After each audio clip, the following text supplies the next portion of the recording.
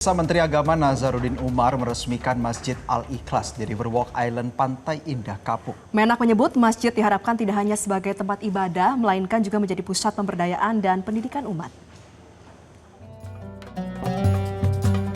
Didampingi jajaran petinggi Agung Sedayu Group, Menak tidak hanya mengisi tausiah, tetapi juga menandatangani secara langsung batu prasasti Masjid Al-Ikhlas.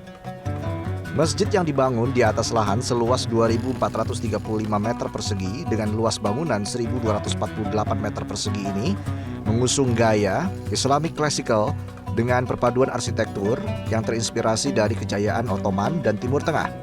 Masjid ini mampu menampung hingga 600 jemaah.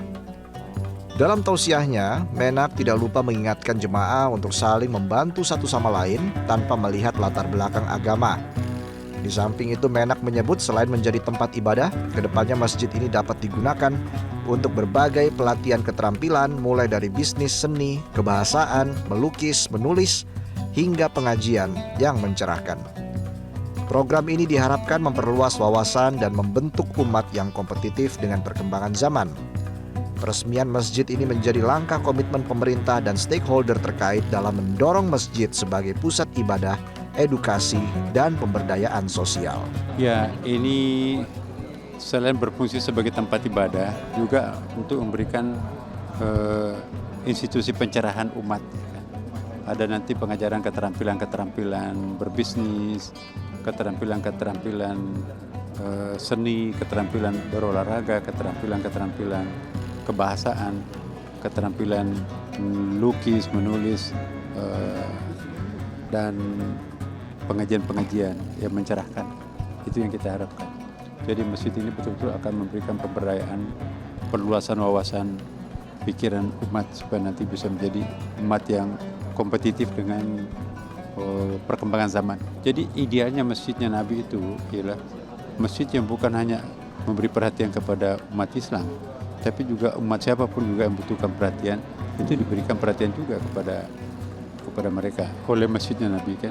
Misalnya tadi saya contohkan dalam hadis ya, ada perempuan sakit, Nabi minta supaya diobati dengan menggunakan dana masjid.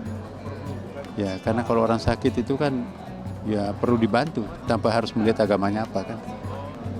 Kemudian juga ini memang dirancang untuk AC. Karena kan di sini kan pantai ya, panas ya. Tapi juga ada kalau malam-malam itu bisa dibuka, di atas itu bisa dibuka. Nah nanti ini yang masjid yang ketiga.